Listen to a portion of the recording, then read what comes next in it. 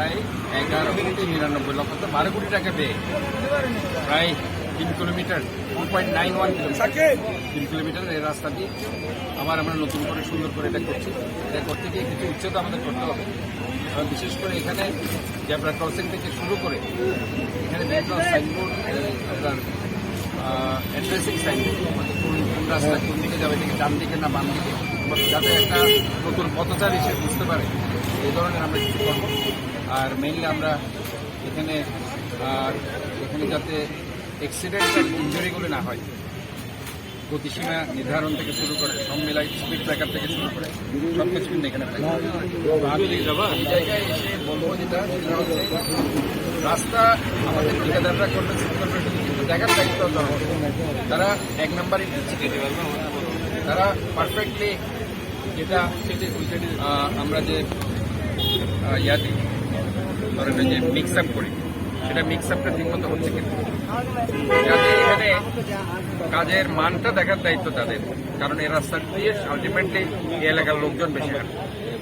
কাজে আমরা মনে করি যে আমাদের কাজের মানগুলো এই ইট থেকে শুরু করে, কংক্রিট থেকে শুরু করে, সিমেন্ট থেকে শুরু করে ফাইনালি এটাতে আলটিমেটলি যেটা বিটুমিন দেওয়া হচ্ছে, সেই বিটুমিনও তারা পরিমাণ মতো রেশিও অনুযায়ী ঠিকমতো দিচ্ছে কিনা, তারা ওই যে থিকনেসটা ঠিকমতো দিচ্ছে কিনা এবং ভিটামিন 1 নাম্বার দিচ্ছে কিনা, এগুলো দেখার দায়িত্ব আমাদের এলাকাবাসীর, আমাদের রাজনীতিবিদদের, যারা জনসাধারণের, কারণ কাজগুলো দিন শেষে জনসাধারণের জন্য করা হয়।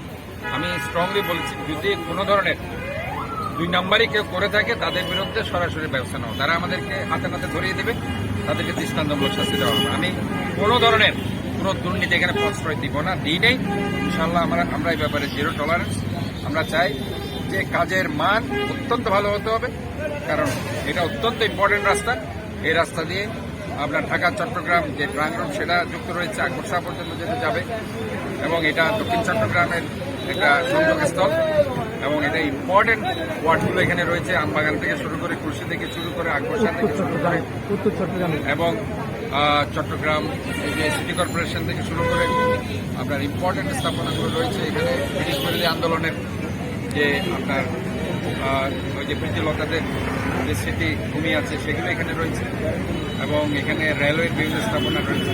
তো আমি মনে করি যে এই রাস্তাটি আসলে একটা গুরুত্বপূর্ণ রাস্তা, এবং এই রাস্তা দেখভাল করার দায়িত্ব আমাদের এলাকাবাসীদের। আমি বলবো আবারও, যাতে করে এই রাস্তাটি গুণগত মান যাতে ঠিকাদাররা করে, এবং সেটাও আমরা আমাদের ইঞ্জিনিয়াররা সেটা দেখবে, কিন্তু বাকিটা আমাদের জনগণকে দেখতে হবে। এবং এখানে যাতে আমি আবারও বলছি, যেটা হয় যখন একটা ঠিকাদার অনেক সময় অনেক সমস্যার মধ্যে পড়ে, যখন একটা কাজ করতে যায়, এলাকার কিছু লোকজন থাকে, সন্ত্রাসী থাকে, তারা এখানে টাকা খুঁজতে আসে, না দিলে কাজ করতে দেবে না, অথবা তারাই বলে যে আমার থেকে ইট নিতে হবে, আমার থেকে ভিটামিন নিতে হবে, আমার কাছ থেকে কংক্রিট নিতে হবে।